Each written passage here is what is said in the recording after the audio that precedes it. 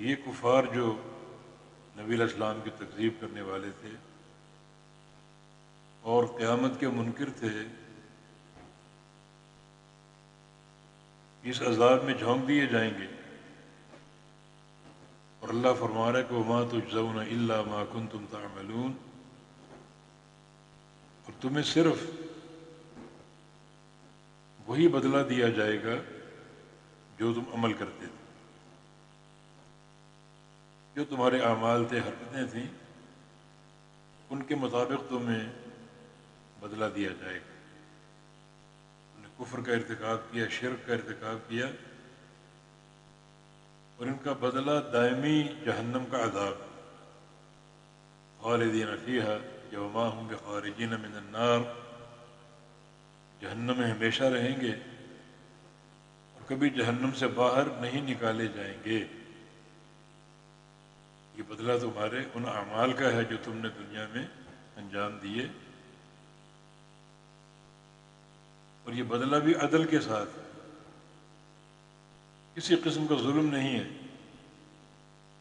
تمہارے اعمال اسی جزا اور سزا کے مستحق ہیں، تمہیں ہمیشہ بھگتنی پڑے گی۔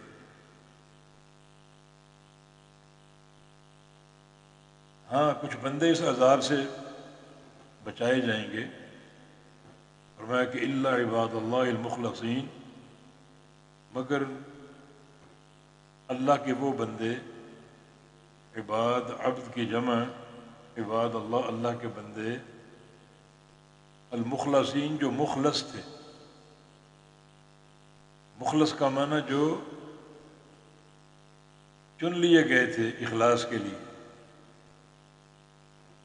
جن کو اللہ نے اپنے لیے چن لیا تھا۔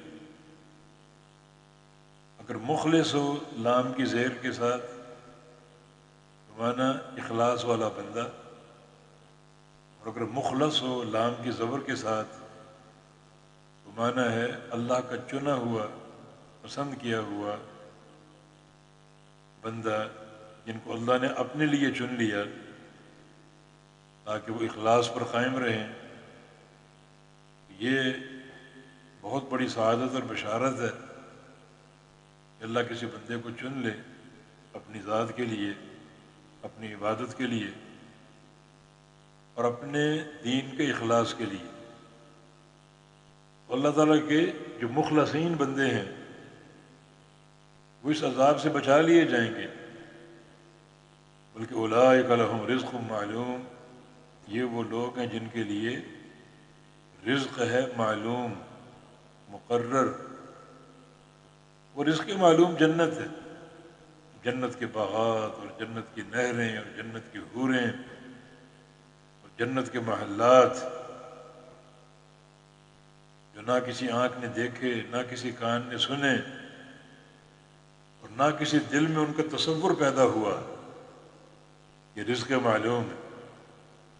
یہ وہ لوگ جن کے لیے رزق معلوم ہے، بالکل مقرر رزق ہے، جنت کی صورت میں اور جنت کے باغات کی صورت میں۔